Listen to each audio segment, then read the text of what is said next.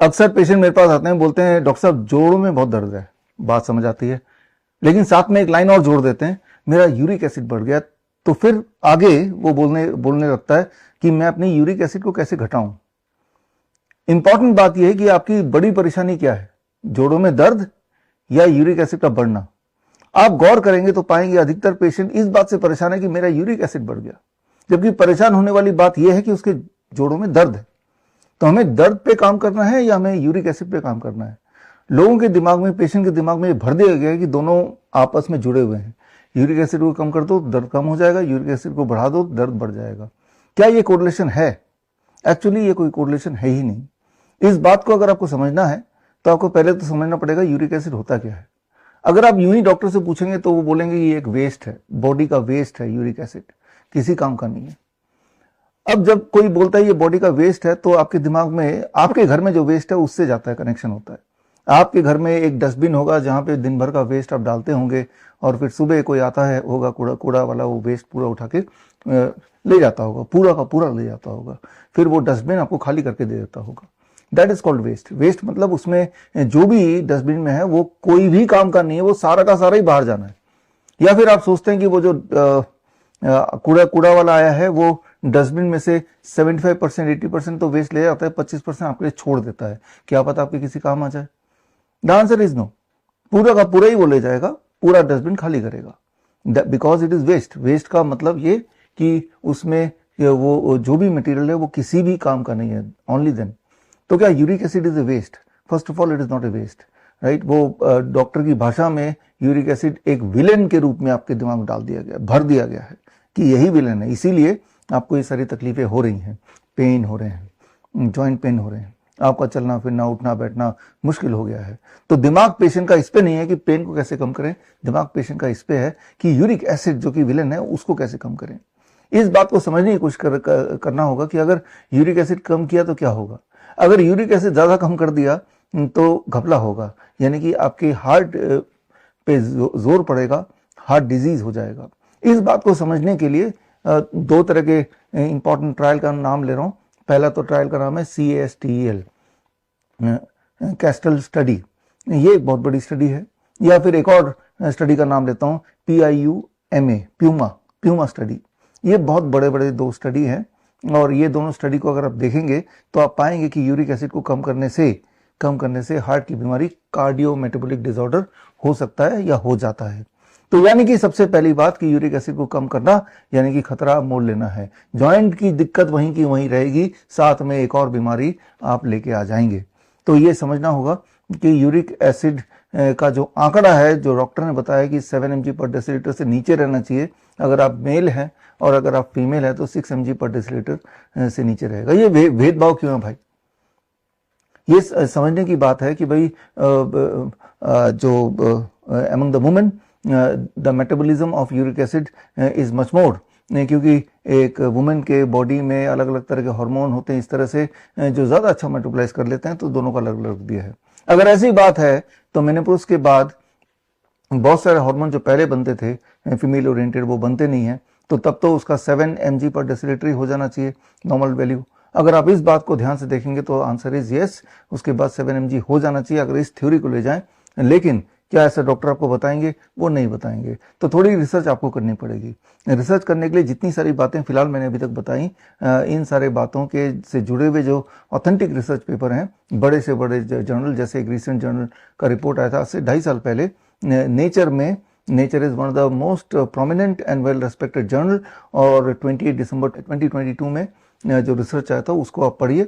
विश्वरूप.com/यूरिक acid में आप जाएंगे तो जो मैं बताने जा रहा हूँ या बताया उसके रेफरेंसेस उसमें दिए हुए हैं, क्योंकि आपकी चिंता पेन नहीं है, आपकी चिंता है यूरिक एसिड। और अगर चिंता यूरिक एसिड पे फोकस गया तो समझ लीजिए आपकी जान दांव पे लग जाएगी। इसको मैं थोड़ा सिंपल भाषा में समझाता हूँ।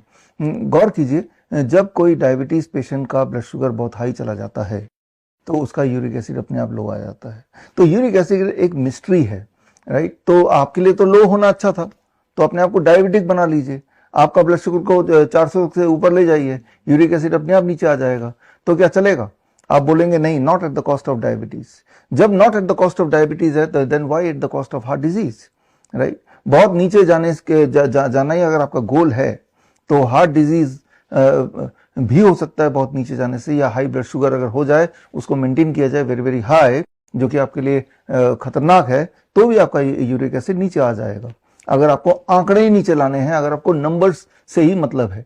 लेकिन मैं याद दिला दूं, आपको नंबर से मतलब नहीं होना चाहिए। आपको मतलब है कि आपकी जो ओरिजिनल सिम्टम्स हैं, जिसकी वजह से आप डॉक्टर के पास गए थे, वो तो डॉक्टर ने आपको कनेक्ट कर दिया, वो आपके तो गाउट है, गाउट पेन बोल सकते हैं, जॉइंट पेन बोल सकते हैं। मतलब ये कि दोषी यूरिक एसिड है, तो इस पे हमें प्रहार करना पड़ेगा।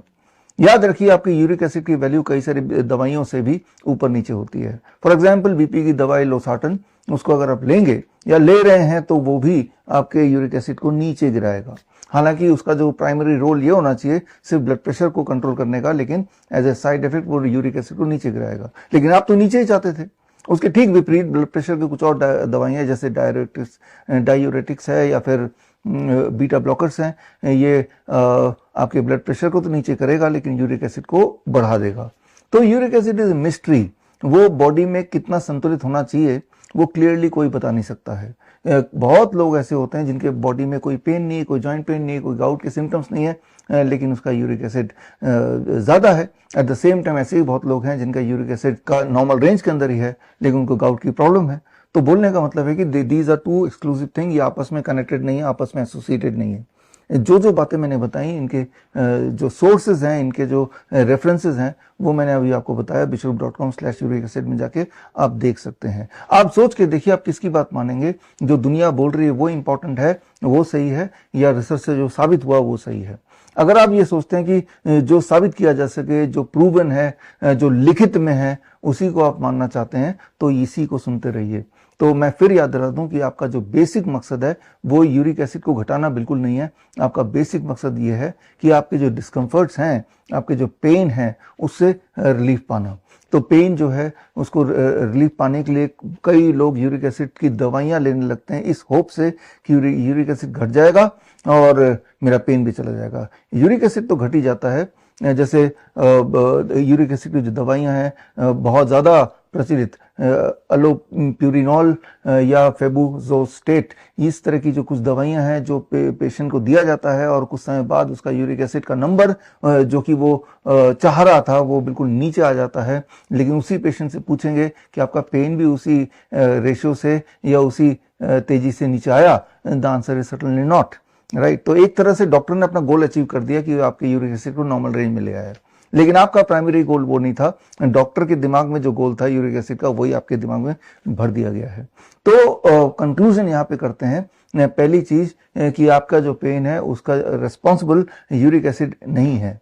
अगर होता तो यूरिक एसिड के घटने के समानांतर आपका पेन भी उसी रफ्तार से घटता, और अगर ऐसा होता तो बहुत लोगों के यूरिक एसिड ज़्यादा होते हैं, उनको पेन नहीं होता। एट द सेम टाइम बहुत सारे ऐसे भी लोग हैं जिनका यूरिक एसिड कम होता है लेकिन पेन बराबर वैसे ही होता है जैसे गाउट पेन होता है। तो कारण क्या है आपके बॉडी में जो पेन है, आपके जॉइंट में जो पेन है, आपके जो गाउट के सिम्टम है, कारण क्या है? इसका बड़ा सिंपल कारण है, that is micro inflammation in the body, in the joints. वो जो माइक्रो इन्फ्लेमेशन है उसको अगर आप अटैक करेंगे, उसको ठीक कर लेंगे तो ही पेन जाएगा। उसका सोल्यूशन यूरिक एसिड नहीं है।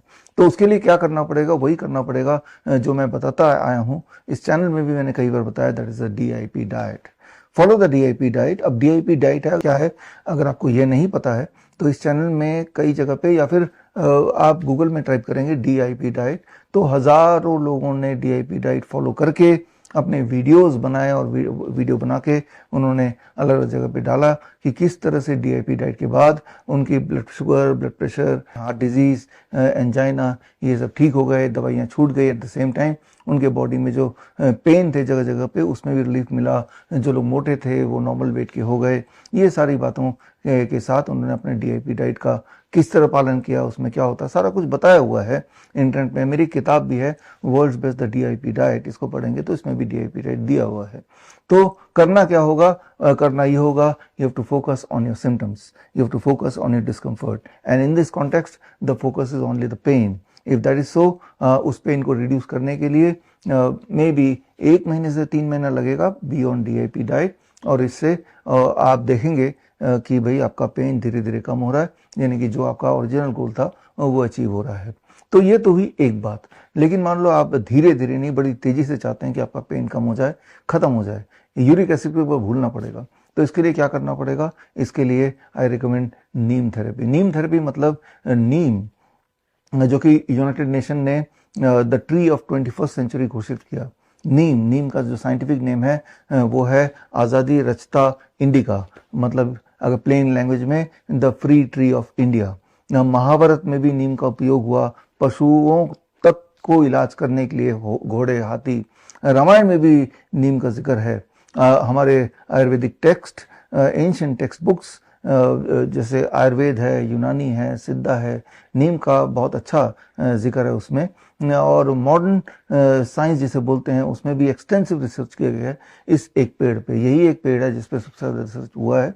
तो नीम थेरेपी भी आपको साथ में कर लेना चाहिए। नीम थेरेपी में 3 तरह के पदार्थ आपको चाहिए। एक तो नीम लीफ पाउडर, दूसरा नीम बाक पाउडर यानी कि नीम के जो छाल का पाउडर है, और तीसरा नीम के सीड्स का ऑयल। ये तीनों चीज़ एक्चुअली, ये तीनों घर पे ही बन सकते हैं, कहीं से खरीदने की ज़रूरत नहीं है। घर पे बनाएंगे तो आपको ये आश्वासन भी रहता है कि ये बड़ा प्योर होगा, और ये बहुत सस्ता भी है। I think this is the most economical दवाई आपके लिए, दवाई का रूप में, क्योंकि यही एक ऐसा पेड़ है जो कि बहुत ज़्यादा, कम से कम भारत में जगह जगह पे मिल जाते हैं। फ्री ट्री ऑफ इंडिया जिसका नाम ही है, समझ सकते हैं एंशिएंट टाइम में या फिर पिछले 100 सालों को अगर गांव में आज भी देखेंगे तो नीम को आज भी द विलेज फार्मेसी बोला जाता है। यानी कि ये इकलौता पेड़ के ये 3 कंपोनेंट अगर आपके पास हैं, नीम के छाल का पाउडर, नीम के पत्ते का पाउडर और सीड का ऑयल, तो आप ना केवल अपने पेन के लिए इस पेन से रिलीफ पा सकते हैं, बल्कि कई सारी और बीमारियां, कई सारी लाइफस्टाइल एंड इन्फेक्शियस डिजीज में भी इसके अलग अलग परमुटेशन कॉम्बिनेशन से आप बहुत सारे अपने प्रॉब्लम का सोल्यूशन बहुत ही आसानी से घर पे पा सकते हैं। लेकिन इसको सीखना पड़ेगा, जिस तरह से आप में से बहुत लोगों ने DIP डाइट सीखा, चाहे उन्होंने मेरी बुक पढ़ के सीखा, चाहे इस तरह की वीडियोस देख के सीखा, चाहे हमारा online CIM certificate integrated medicine का 3 महीने का कोर्स करके सीखा। लेकिन सीखा और सीख के उन्होंने DIP डाइट अप्लाई किया और अपने आप को बीमारी से और दवाइयों से मुक्त किया।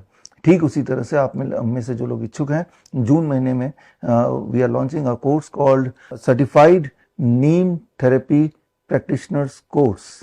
It is CNTP and the certification will be by Shridhar university. और ये 1 महीने का यानी कि 4 हफ्ते का हर संडे 2 घंटे की क्लासेस होंगी, और इस क्लास में आपको प्रैक्टिकल ट्रेनिंग मिलेगा। एज ए कॉस्मेटिक कैसे यूज़ करते हैं नीम को, एज इन्फेक्शियस डिजीज में कैसे यूज़ होगा, लाइफस्टाइल डिजीज में कैसे यूज़ होगा, और इम्पॉर्टेंट पेन मैनेजमेंट में कैसे यूज़ होगा, यानी कि नीम पंचकर्मा। तो ये सारा कुछ सीखेंगे।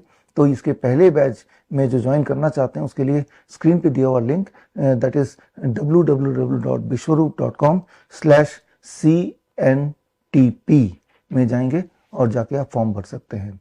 तो मुझे लगता है कि इसके बाद जो आपने इस वीडियो में देखा और समझा कि आपकी जो शिकायतें हैं, आपके बॉडी के जो डिस्कम्फर्ट्स हैं, आई होप उसको कम करने में ये नॉलेज आपकी ज़रूर काम आएगी। All the best, thank you, जय हिंद। हम रखें आपका ख्याल।